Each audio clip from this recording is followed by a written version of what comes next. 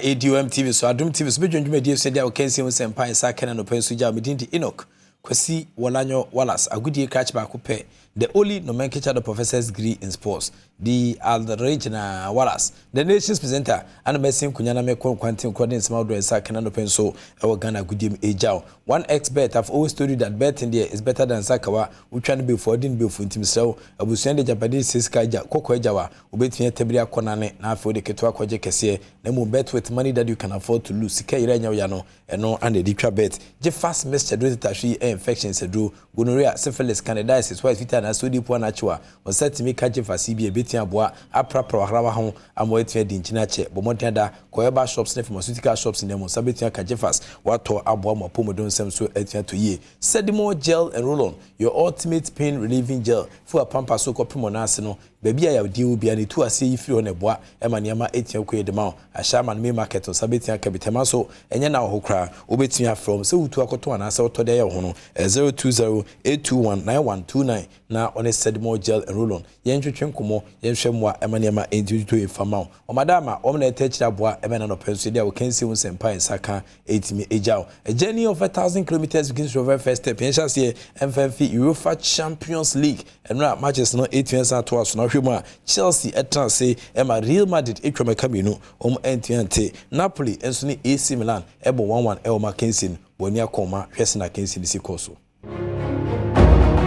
next matches na 8 years to us be uninterrupted oko Adom 106.3 FM Asempa 94.7 FM radio so no ya the live commentary ebetimi abro sabre no na Bayern Munich ne Manchester City na hyesia kana fe Inter Milan womne Benfica and dia kensen ebetimi aboso e honom enti UEFA Champions League no memfa honkomo ensia yentinto mo Ghana diem dia Ghana Football Association hiam wade but nei o mata bedweku a o hwanim sese ku no enso betiama nkofo moa na maye nkofo so aye nkofo so adoye na Ghana Football Association fo mpanyfo elanche sa charitable arm no Ghana Football Association Foundation enra ana san shason kono 8 fensa ba so but 32 pounds on be supporto afofofo na fensu kofo asebenyado omo enibi na aboa momo so mabra bonso etiasa ku wen shason kokwa omjidi pass etime meti the international standards a omo edeboa ema oman no ana afenso international development initiative no so niama etia koyi ediamom Ket Edwin Simon Kraku Ghana Football Association president nenkoma odija ewotwumedi na sinie.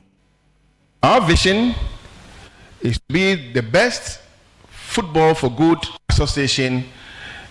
in social investment and sustainability practice. To be the best football for good association in social investment and sustainability practice. Beyond our mission, what is the mission of the GFA Foundation? Our mission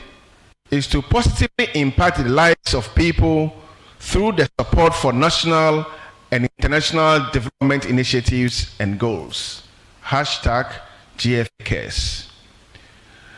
Now let me be more specific, my colleagues.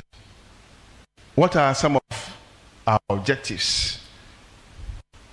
Even though we say we would care. Amongst our objectives are the following: to initiate and to support projects and programs that will improve lives and livelihood of football people and communities.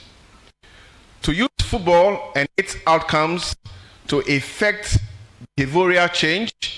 and social change advocacy.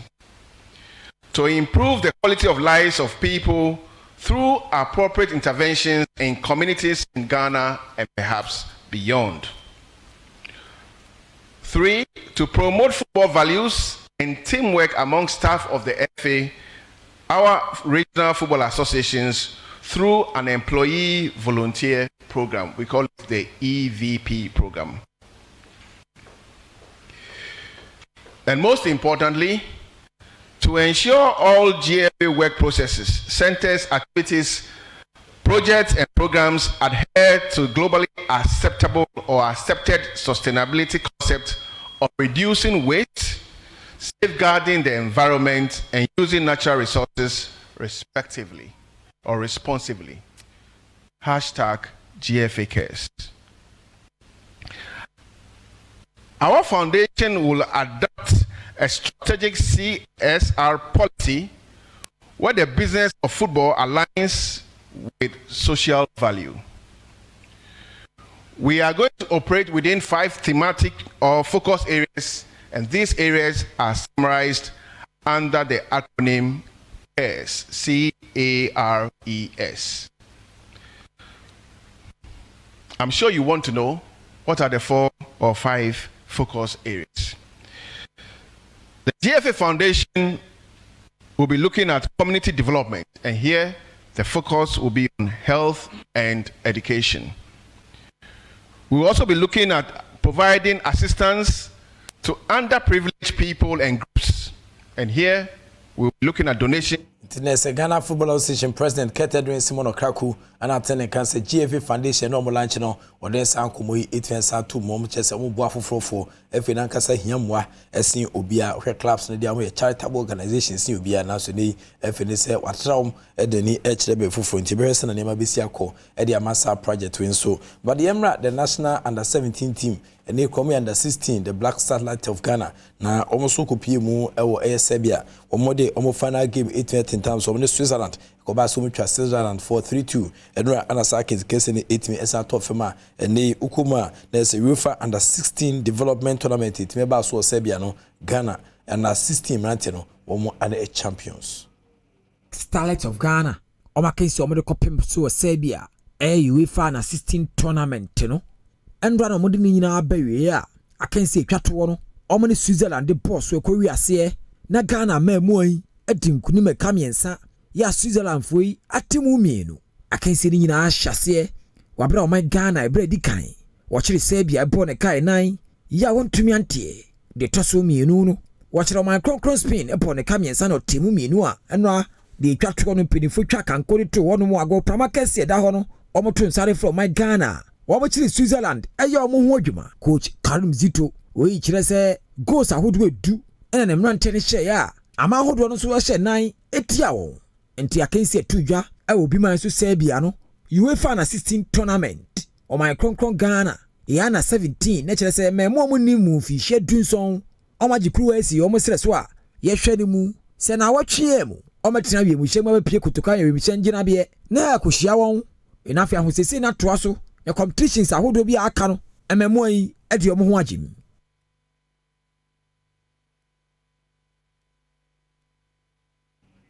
ti Sergio Manucho na the under 17 for so amane bono ebija ewo eye dwumeti so but quickly answer for ni ntime chiri Accra Great Olympics omo bo Ghana Premier League na Ghana Premier League na 18 clubs na gina musia kensi no 18 clubs me no ka say there Accra Great Olympics omo da 17 position team sa ka matches kakra bi na abo Ghana Premier League na wi na se ria anomaria ne sa but ukoma na se Bernard Paddy Botwe enura ene Accra Great Olympics ebo mpunipu ewo omo so omo training grounds na nkoma epiepie mu so ebini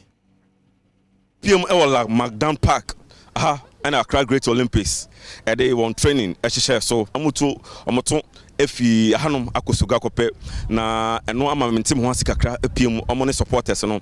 ye ni players ni bi betwetwe nkomo e be some the feeling and answer saying eno mo ho no 8 matches to go yeah Olympics beat me survive we will survive and you say it to me we will survive yeah we will survive Bismarck will be mentioned you Jumano oh yeah Jumano we will survive Great Olympics will survive. We will survive. Asuga kope. We will survive. For now, no muna omunim de ntia omudi match ni ko no ba. Yesu aseye players no yesu yakwakobo se na yebo no Accra Sports Stadium ni bekwakobo no wono musa na kunima ayo mu no na ya yire nwanya asa winning no. You know, they were quite surprised and a bit disappointed because it's going to be a bit far from here, like 2 hours. So comparing it to holding the matches here, I think there will be less people to support. So in terms of that, it's quite disappointing. Players in EWGD say Suga Kopeno Omokono. Problem in home, sounds no more GD pa say relegation party, so Olympics, about relegation there, and Katofia kwa. Sena team no air kono. Ene omu fi Accra Halmako Suga Kopeno ebe ye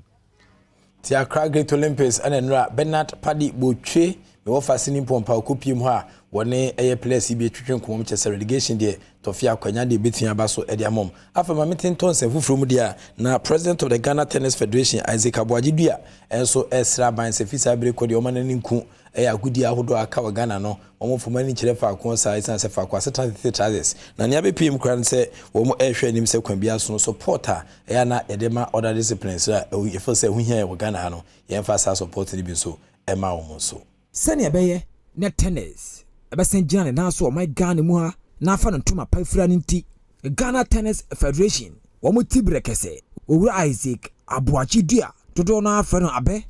kire se onene manfo pomodi ni bia ese na ebe ya yagudi efefe ebetra hye na ya mansanfe nti wode adesere de ma the sports ministry se ni data budget ya wo ye dema sports wo Ghana no wo ya mane nkoba bi faako wontra na hye mu se na ebe ya lesser known sports ya tennis entimu akotene no omo so anya bi de duomu dwuma. The budget that the ministry presents no enye de bia omunye seska no, so we all struggle as a apart from football, other sports we all struggle. Let's say be a core Commonwealth Games, Africa Games are buying no airborne Bob support it. But individual sports no, especially when we've gone for a World Cup this year, man's best call other games, so it's always a challenge. You call Commonwealth Games and it's called World Cup. So we need funding answer. We'll do our best. I'm not government is doing the best, but it is not enough. Na nsem we nyina owura be edutudwa wa abra papa yi kopie mu e Rich Tennis Club eno wo Tantra Hill enkra hanom ho no akansie kese bi tudwa enkane sahene edema Black Stars Steven Tonando apia oni multimedia presenter Dr. Pounds edipo mu a ne sa tennis akansie yi emu ayire sebenta omo de akansie yi boso ya na yehwe ne mu se wan na bedi nkunim akwapem se afanu mienu obi ani makan no asipa enso ko wiase na Dr. Pounds akere se Inti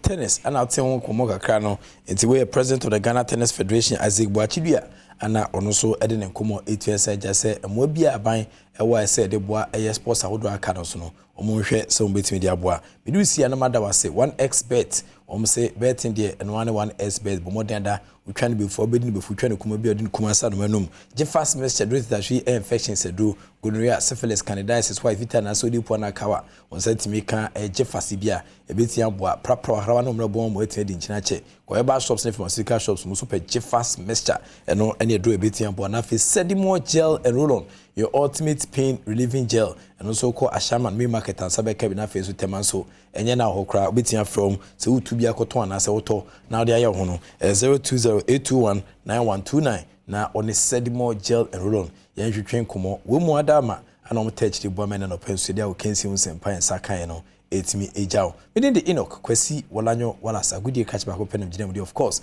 evidence based presentation etimi ejao rade entene ma onyo kese you be da soni en fa unko ba bi ni da so the act of being a good guest is to know to say goodbye.